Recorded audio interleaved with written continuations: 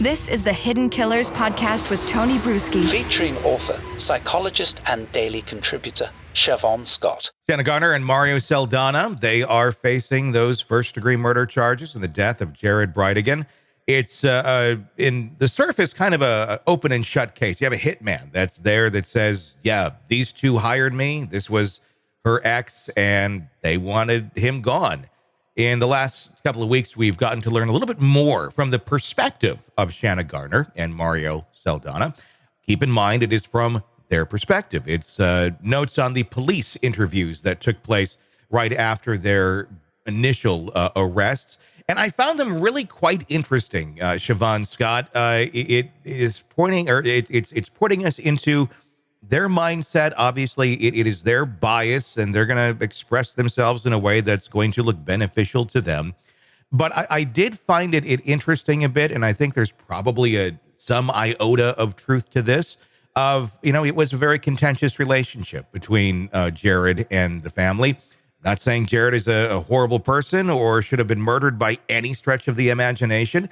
But, I think everybody who is playing the part here as an adult around these children may not have been playing very well as emotionally mature adults, including Jared. Not trying to speak ill of the dead. I'm just saying this kind of looks like probably what was happening.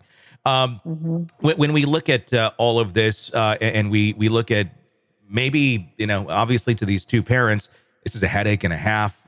This is something that is constantly being an issue, sometimes unpredictable. Exes can be that way depending on what you're dealing with.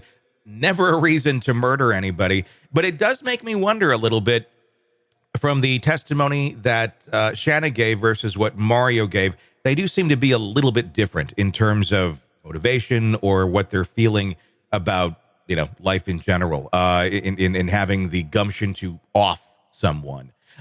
What's your thoughts on this? Are Mario and Shanna both in the same boat here in terms of guilt, in terms of Jared's death, or are we really looking at two very different things, and maybe they were in very different places in terms of responsibility for this crime?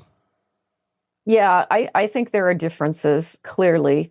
And it's one of those divorces with child custody. I mean, I'm shaking my head here because it's just the kind of case that you see terrible outcomes happen. And yeah, did Jared have responsibility for the flavor of what was going on? Definitely. And did that justify killing him? No. But it does give it a certain context, which I think, when the story was first out, it was again one of those that seems so bizarre, hiring a hitman just because you don't always agree on custody issues. But as they've explained more of the degree of the combat over literally everything involving the kids, I can't say it's completely understandable, incredibly poor judgment, but it at least gives us a context where we go, okay, I can see how her thinking was going here. And what I'm looking at here with it, because it is so incredible, the poor judgment that was made here, if in fact Shanna and Mario are behind the murder. So incredibly stupid to the fact that you go, how would you not be caught for this? The man's getting murdered on the side of the road. If they're going to figure it out at some point. Obviously, you hired a hitman that is connected to you in some way, shape, or form, who turns on you right away. I don't know. I mean, are they that dumb? Were they that dumb? Or is there something else at play here? I am starting to wonder a little bit if maybe these two didn't hire the hitman. Maybe it was somebody else who hired this hitman because they didn't like the situation that was going on around these kids. And what comes to my mind is the Adelsons, Charlie Adelson and Donna Adelson, where, Charlie seemed to take and run out, mother's wishes on the former brother-in-law and son-in-law. I'm not accusing anybody here. I'm just speculating a bit of, could it be somebody in the family, somebody who, cares about those kids, didn't like this back and forth, viewed Jared as the enemy, and thought, I'm going to do this for them. I'm going to take matters into my own hand. They're not going to know about it. And didn't think that, oh, it's going to look very guilty on them, not on me. And completely missed that because it just seems far too stupid for almost anyone to try and pull this one off and think you're not going to get caught.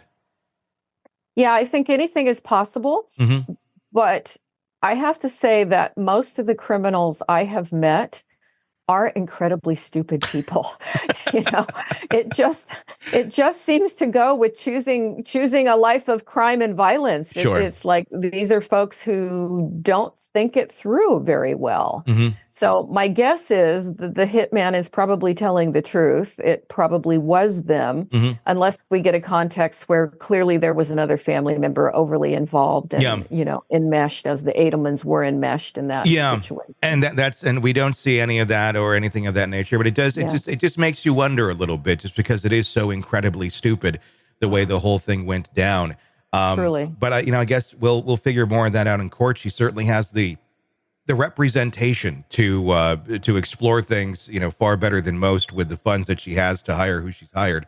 So it will be an interesting one to watch. I just wonder if things that are appearing are exactly as they are, or if there's something else going on after reading those documents. We will find out. Sick of the ads? We are too. Start listening with no commercials now and get access to all of our episodes in advance of everyone else. Become a True Crime Today Premium Plus subscriber on Apple Podcasts. Search True Crime Today Premium Plus on Apple Podcasts or go to our podcast page and sign up now. True Crime Today Premium Plus. Sign up now.